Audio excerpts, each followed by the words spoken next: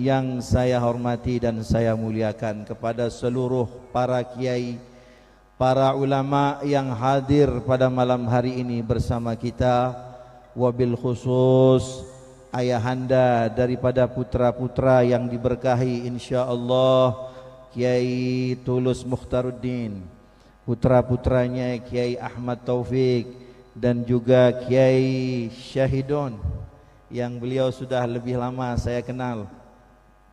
Alhamdulillah, dan segenap keluarga besar beliau semuanya. Semoga semua mereka, para kiai, para ulama, para asatid kita, Allah berikan usia yang panjang dalam keberkahan, dalam kesehatan, dalam ketaatan, dan tetap memimpin umat dengan istiqamah dan ikhlas. Amin ya rabbal alamin. Yang saya hormati dan saya muliakan para pemimpin kita, para umara yang hadir pada malam hari ini, khusus kepada Bapak Lurah yang saya belum sempat bertanya nama beliau, Bapak Toha. Mudah-mudahan Bapak Toha 3 periode. Ada nggak 3 periode ya? Karena saya dengar Bapak Toha sudah periode yang kedua. Mudah-mudahan ada yang ketiga. Amin ya rabbal alamin. Dan kepada seluruh para umara yang hadir, Allah berikan kekuatan zahir dan batin, keberkahan umur atas mereka dan seluruh keluarga serta jajarannya. Amin ya rabbal alamin. Yang saya hormati dan yang saya muliakan, yang teristimewa, kepada seluruh yang hadir, bapak-bapak, ibu-ibu, para orang tua, para sesepuh, para tokoh masyarakat. Alhamdulillah mereka hadir pada malam hari ini. Kehadiran para orang tua menambah keceriaan daripada majelis, menambah terangnya daripada majelis, menambah cahaya daripada majelis, meskipun cahaya sudah mulai meredup. Tapi di sini biasanya katanya lebih terlatih. Kalau di Pekanbaru cuma kami yang di pentas ini saja yang tinggal. Kalau di Pekanbaru tidak mungkin ada yang sanggup sampai jam sekian. Ini saya juga ini termasuk melatih diri untuk begadang ini kayaknya.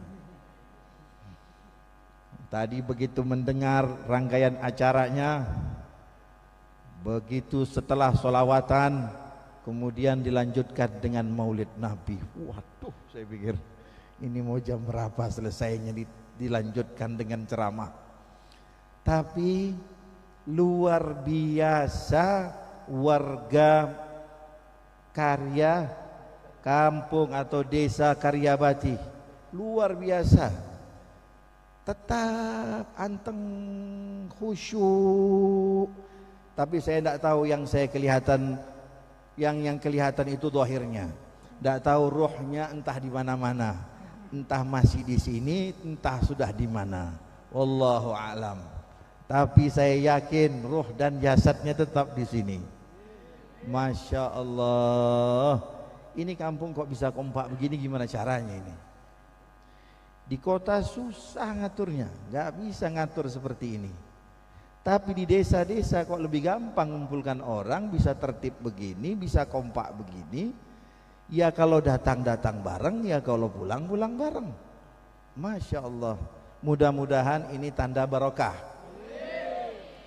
Tanda barakah berarti semua yang hadir memang cinta kepada Rasulullah sallallahu alaihi wasallam.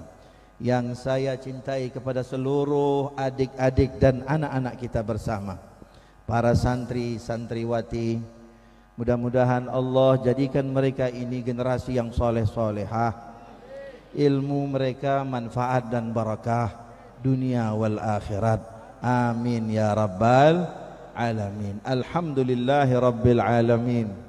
Rangkaian demi rangkaian acara kita nikmati, semuanya penuh dengan kebaikan, semuanya penuh dengan keberkahan. Alhamdulillah, di saat di tengah-tengah keadaan yang bermacam-macam keadaannya, yang mana keadaan tersebut bisa menyeret orang kepada kemaksiatan, bisa menyeret orang kepada kemungkaran dan lain sebagainya. Tapi alhamdulillah justru kita berkumpul bermunajat kepada Allah. Dengan sebab berkumpul yang seperti ini, Allah angkat kemungkaran, Allah angkat kemaksiatan, dan khususnya kepada desa kita yang tercinta ini Allah jauhkan, Allah angkat dari segala macam bentuk keburukan dan bala. Amin ya rabbal alamin. Sebagaimana yang disampaikan oleh Bapak Lurah kita tadi, sekarang ini adalah musim atau dalam kondisi pandemi ya. Tapi alhamdulillah di sini semuanya menerapkan protokol kesehatan. Masya Allah, semuanya menerapkan protokol kesehatan, disiplin. Kalau acara-acara biasanya cukup menyediakan air untuk cuci tangan, kita bukan air cukup cuci tangan, dari langit langsung turun. Langsung turun dari langit. Masya Allah, tidak perlu masker, cukup mingkem. Insya Allah virusnya tidak kemana-mana, tetap di dalam. Jadi protokol kesehatan di sini lebih hebat. Protokol kesehatannya dengan sholawat. Jadi tidak apa-apa Pak Lurah, insya Allah ini majelis sehat, majelis membawa kesehatan. Dan dengan sebab majelis yang seperti inilah insya Allah Allah akan cepat mengeluarkan kita dari keadaan yang tidak baik ini. Amin ya rabbal alamin. Lantunan salawat yang disampaikan tadi oleh Ustadz Syahidun bersama Ashabul Hadrah, Masya Allah, ini Bapak Ibu sekalian, adik-adik kita, anak-anak kita yang mukul rebana, yang mukul hadroh ini, itu bukan sekedar memukul, dan itu besar maknanya. Apa? Mereka berdakwah dengan memukul. Kita tidak sadar dakwah itu macam-macam bentuknya, dan salah satu bentuknya adalah ini. Dakwahnya orang-orang yang memukul hadrah itu mereka berdakwah dengan tangan yang memukul alat hadrah. Guru kami mengatakan termasuk juga seorang munsyid yang melantunkan solawat-solawat sehingga kita yang mendengarkan hati kita merasa adem, merasa nyaman, nikmat, menikmati. Tidak sedikit mereka yang teringat kepada Rasulullah sallallahu alaihi wasallam. Maka dikatakan oleh guru kami bahwasanya al-munsyid huwal mursyid. Al-munsyid huwal mursyid. Seorang munsyid yang melantunkan qasidah sholawatan, dia adalah seorang mursyid. Dia adalah seorang yang memberikan bimbingan kepada umat, bimbingan rohani tanpa terasa. Belum tentu saya ceramah sampai kepada hati yang mendengar, tapi tidak sedikit orang yang melantunkan sholawat, semua orang yang mendengar hatinya terasa, walaupun tidak faham artinya, tapi merasuk ke dalam hati. Hati terasa tenang, maka sudah tersampaikanlah pesan dakwah itu ke dalam hati-hati orang yang mendengarkan. Sallu ala Nabi Muhammad. Ditambah lagi dengan pukulan hadrah adik-adik kita, menambah lagi suasana yang begitu gembira, yang begitu ceria, yang mendengarkan Masya Allah. Cuma tadi yang megang bendera NU kok sebelah sini, ibarat kapal kok miring begini, yang sebelah sini ndak ada. Mbok ya sama-sama semua baik pegang bendera NU-nya diangkat, kok di sini malahan ini. Harusnya semangat, tapi kata dia semangat, sanggup sampai jam 12, sanggup, jam 1 sanggup. Tapi khusyuk, mungkin tanda khusyuk. Itu tanda khusyuk.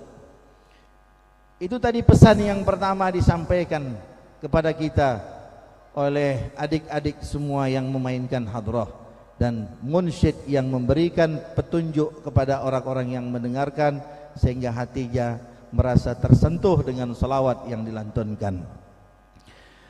Bapak Ibu sekalian hadirin yang dirahmati Allah Subhanahu wa taala, alhamdulillah tetesan hujan terus mengguyuri kita. Begitu terasa malam ini sejuk, indah.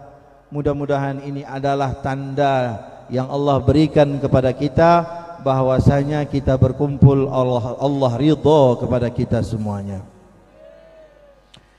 Kalaulah Nabi SAW beliau pernah bersabda bahwasanya tidaklah setiap yang beliau lewati pada saat beliau berada di Makkah Al-Mukarramah, wala marartu bihajarin wala syajarin illa yusallim alayya wa yaqul assalamu alayka ayyuhan nabi.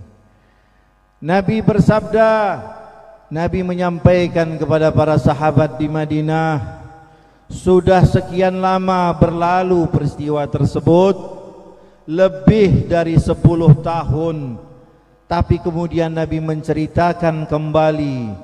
Beliau mengatakan tidaklah satu batu pun dan satu pepohonan pun yang aku lewati melainkan semuanya mengucapkan salam kepadaku, dan salam itu didengar oleh para sahabat Nabi yang mengiringi Nabi dan mengucapkan assalamu alayka ayyuhan nabi. Semuanya mengucapkan salam. Kenapa?